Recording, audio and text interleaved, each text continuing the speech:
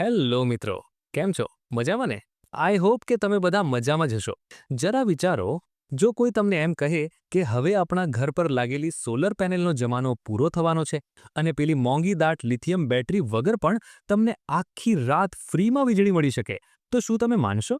હા, અમેરિકામાં એક નવી ટેકનોલોજી જેનું નામ છે એક્સોવોટ એટલે કે EXOWAT તેણે હાલમાં ઇન્ટરનેટ પર ભારે ધૂમ મચાવી છે. ઇન્ટરનેટ પર તો એવા મોટા દાવા થઈ રહ્યા છે કે આ ટેકનોલોજી આખી સોલર ઇન્ડસ્ટ્રીને કાયમ માટે બદલી નાખશે. તો ચાલો આજે આપણે ડિટેલમાં સમજીએ કે આખી વાત છે શું. જરા કલ્પના કરો એક એવી સિસ્ટમની જેમાં ન તો પેલી વાદળી કલરની સિલિકોન પેનલ હોય, ન તો કોઈ મોંઘી લિથિયમ બેટરી હોય, છતાં પણ એ સિસ્ટમ તમને 24 કલાક વીજળી આપી શકે. અને ના, આ કોઈ સાયન્સ ફિક્શન ફિલ્મની કાલ્પનિક વાત નથી. આજના વિડીયોના મુખ્ય મુદ્દાઓ. આજ તો એક્સોવોટનો મુખ્ય દાવો છે, જેના કારણે અત્યારે આટલી બધી ચર્ચા થઈ રહી છે. આજના આ વિડીયોમાં આપણે કયા કયા મુદ્દાઓ કવર કરીશું. સૌથી પહેલાં તો આપણે એ સમજીશું કે ભાઈ જ્યારે સોલર પેનલ છે જ તો આ નવી ટેકનોલોજીની જરૂર જ કેમ પડી. ત્યારબાદ આપણે જોઈશું કે આ એક્સોવોટ ગરમીને કઈ રીતે સ્ટોર કરે છે અને તે ખરેખર કામ કેવી રીતે કરે છે. એની મર્યાદાઓ એટલે કે ગેરફાયદાઓ શું છે એ પણ ચકાસીશું. અને છેલ્લે તમારો અને મારો સૌથી મોટો સવાલ, શું આ મશીન આપણે આપણા ઘરની છત પર લગાવી શકીએ ખરા? વર્તમાન સોલર ટેકનોલોજીની સમસ્યાઓ. તો સૌથી પહેલો સવાલ એ થાય કે જ્યારે આપણી સોલર પેનલ એકદમ બરાબર ચાલી રહી છે તો પછી આ નવી માથાકૂટ કરવાની જરૂર શું છે? પણ દોસ્તો, વાત એમ છે કે અત્યારની જે સોલર ટેકનોલોજી છે ને એ દેખાય છે એટલી પરફેક્ટ નથી. એમાં મુખ્યત્વે 3 બહુ જ મોટી સમસ્યાઓ છુપાયેલી છે. 1. સૂરજ નથી તો વીજળી નથી. એકદમ સિમ્પલ. એટલે કે રાત્રે કે પછી ચોમાસામાં જ્યારે સૂર્યપ્રકાશ ન હોય ત્યારે વીજળી મળતી નથી. 2. મોંઘી બેટરી. વીજળીને રાત માટે સ્ટોર કરવા માટે જે લિથિયમ આયન બેટરી જોઈએ એ તો ભાઈ બહુ જ મોંઘી આવે છે, જે સામાન્ય માણસને પોસાય તેમ નથી. 3. ચીન અને અમેરિકાનો દબદબો. આ સૌથી ગંભીર મુદ્દો છે. આ લિથિયમનો 90%થી વધુ જથ્થો ખાલી 2 જ દેશો પાસે છે, ચીન અને અમેરિકા. એટલે આખી ગેમ એમના હાથમાં છે અને તેઓ ધારે તે ભાવ લઈ શકે છે. એક્સોવોટ એક ક્રાંતિકારી ઉકેલ. તો શું એવો કોઈ રસ્તો હોઈ શકે કે આપણે આ સૂરજની આટલી મોટી શક્તિને કોઈ મોંઘી બેટરીમાં નહીં પણ એવી કોઈ સસ્તી વસ્તુમાં સાચવી શકીએ જે કદાચ સદીઓ સુધી ખરાબ જ ન થાય? બસ આ જ સવાલના જવાબમાં એન્ટ્રી થાય છે ક્રાંતિકારી એક્સોવોટની. આનો આખો કોન્સેપ્ટ જ એકદમ અલગ અને હટકે છે. એનો ફંડા એકદમ સિમ્પલ છે. એક્સોવોટ સૂર્યના તડકામાંથી સીધી વીજળી બનાવતું જ નથી. એ સૌથી પહેલા સૂર્યપ્રકાશને ગરમીમાં એટલે કે હીટમાં ફેરવે છે અને પછી આ ગરમીને સ્ટોર ક્યાં કરે છે ખબર છે? કોઈ મોંઘી બેટરીમાં નહીં, પણ સાવ સાદી અને સસ્તી વસ્તુઓ જેમ કે પથ્થર, માટી કે કાંકરામાં. સાચું કહું ને તો આ વિચાર જ આખી ગેમ બદલી નાખે એવો છે. હવે જરા આ સરખામણી પર નજર નાખો એટલે તમને ખ્યાલ આવે.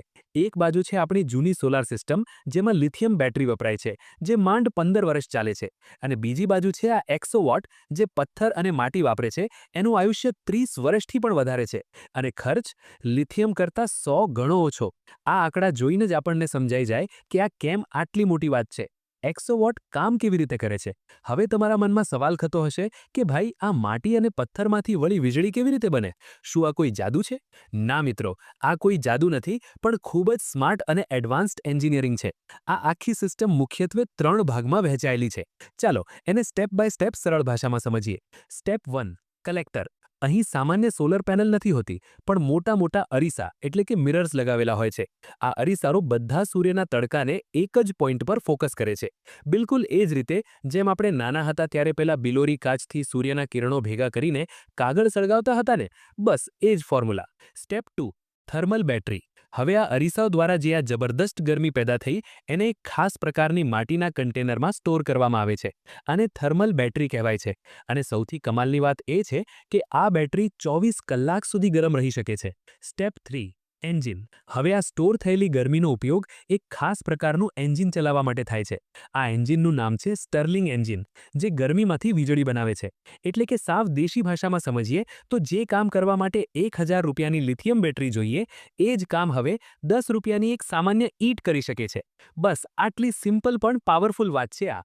રિયાલિટી ચેક અને મોટા રોકાણકારો. સારું, આ બધું સાંભળવામાં તો એકદમ પરફેક્ટ અને સપના જેવું લાગે છે, નહીં? પણ કહેવાય છે ને કે દરેક સિક્કાની 2 બાજુ હોય છે. તો શું આ નવી ટેકનોલોજીમાં કોઈ જ ખામી નથી? ચાલો હવે એની રિયાલિટી ચેક કરીએ, કારણ કે એની કેટલીક મર્યાદાઓ તો છે જ. પણ એક મિનિટ, આ બધી ખામીઓ વિશે વાત કરીએ તે પહેલા તમને ખબર છે આમાં કોણે પોતાના કરોડો રૂપિયા લગાવ્યા છે? ચેટ જીપીટીવાળા સેમ ઓલ્ટમેનને તો તમે ઓળખતા જ હશો. એમણે આ પ્રોજેક્ટમાં લાખો કરોડો ડોલરનું રોકાણ કર્યું છે. હવે સવાલ એ છે કે આટલા મોટા માણસે આમાં રોકાણ કેમ કર્યું? કારણ કે એમના જે મોટા એઆઈ ડેટા સેન્ટર છે એમને 24 કલાક નોન સ્ટોપ વીજળી જોઈએ છે અને એમના માટે આ સિસ્ટમ એકદમ પરફેક્ટ અને સસ્તું સોલ્યુશન છે. તો પછી પાછા મૂળ વાત પર આવીએ. જો આટલું જ સરસ છે તો આ મશીન આપણા ઘરની છત પર કેમ નથી લગાવતા? વેલ, એના 3 મુખ્ય કારણો છે. 1. સાઇઝ અને અવાજ. અત્યારે આ સિસ્ટમ બહુ જ મોટી છે, લગભગ એક 40 ફૂટના કન્ટેનર જેટલી, અને જ્યારે તે ચાલે છે ત્યારે તેનો અવાજ પણ કોઈ મોટા જનરેટર જેટલો જ આવે છે. 2. મેન્ટેનન્સ એટલે કે જાળવણી. આપણી સાદી સોલર પેનલમાં કોઈ હલતા ચાલતા પાર્ટ્સ એટલે કે મૂવિંગ પાર્ટ્સ નથી હોતા, એટલે એને વારંવાર રિપેર નથી કરવી પડતી. પણ આ 100 વોટમાં તો આખું એક એન્જિન લાગેલું છે, એટલે એને સમયાંતરે સર્વિસિંગ તો કરાવવું જ પડે. 3. અવેલેબિલિટી. હાલમાં આ સિસ્ટમ ફક્ત મોટા પાયાના ઉપયોગ માટે એટલે કે મોટી ફેક્ટરીઓ અને ડેટા સેન્ટર્સ માટે જ બનાવવામાં આવે છે, સામાન્ય ઘરો માટે નહીં. તો મિત્રો, આ બધી વાત પરથી ફાઇનલ વર્ડ એટલે કે તારણ શું નીકળે છે? શું 100 વોટ ખરેખર સોલર એનર્જીનું ભવિષ્ય છે કે પછી એ ખાલી ફેક્ટરીઓમાં જ વપરાતું રહેશે? એક વાત તો સાફ છે, આ કોઈ સ્કેમ કે છેતરપિંડી નથી. આ ટેકનોલોજી 100% સાબિત થયેલી અને ટેસ્ટેડ છે. પણ હા, એ કોઈ જાદુઈ ડિવાઇસ પણ નથી. એ હાલમાં એક ઇન્ડસ્ટ્રીયલ મશીન છે જેને ખાસ કામ માટે જ બનાવવામાં આવ્યું છે. તો આગળનો રસ્તો કેવો દેખાય છે? જુઓ, અત્યારે તો આ મોટા ઉદ્યોગો અને ડેટા સેન્ટર્સ માટે જ છે, પણ એવું અનુમાન છે કે આવનારા 2-3 વર્ષમાં ઘરો માટે પણ નાના મોડલ એટલે કે 2 થી 5 કિલોવોટના બજારમાં આવી શકે છે. અને જો ખરેખર એવું થયું તો ભવિષ્યમાં આ ટેકનોલોજી લિથિયમ બેટરીના આખા સામ્રાજ્યને હલાવી શકે છે. અને આ બધી ચર્ચા આપણને એક છેલ્લા અને સૌથી મહત્વના સવાલ પર લાવીને મૂકે છે. જરા વિચારો, જો ભવિષ્યમાં ઘરેલું મોડેલ બજારમાં આવે પણ એ જનરેટર જેટલો જ ઘોંઘાટ કરતું હોય, તો 24 કલાક વીજળી મેળવવા માટે કોઈ પોતાના ઘરની છત પર આવું અવાજ કરતું મશીન લગાવવા તૈયાર થશે કે પછી લોકો શાંતિથી જૂની સોલર પેનલ જ વાપરવાનું પસંદ કરશે? તમારું શું માનવું છે? કમેન્ટ કરીને જરૂર જણાવજો. આ સવાલનો સાચો જવાબ તો આવનારો સમય જ આપશે. જો વિડીયો ગમ્યો હોય તો લાઇક અને શેર જરૂર કરજો. મળીએ આવતા વિડીયોમાં.